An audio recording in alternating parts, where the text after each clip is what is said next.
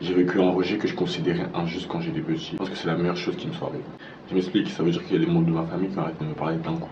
Moi, c'est quelque chose qui m'a laissé. Mais qu'est-ce qui va pas bien chez moi? Du coup, j'étais beaucoup à l'écart. Moi, je sais que j'étais jamais seul, à l'amour de Dieu qui a toujours été avec moi. Mais j'étais quand même blessé. Je sais que sans cette mise à l'écart, je ne me serais pas détaché du regard des gens. Ouais, mais comme quand on ne calcule pas, mais c'est comme si tu n'avais pas de compte à rendre. Moi, j'avais aucun compte à rendre. J'étais juste moi. J'étais heureux et je suis encore en train de m'accomplir. La mise à l'écart, en fait, elle m'a permis d'être libre. Et je suis très très reconnaissant, aussi bizarre que ça puisse être, que ça se soit passé. Et c'est bien de le dire aussi.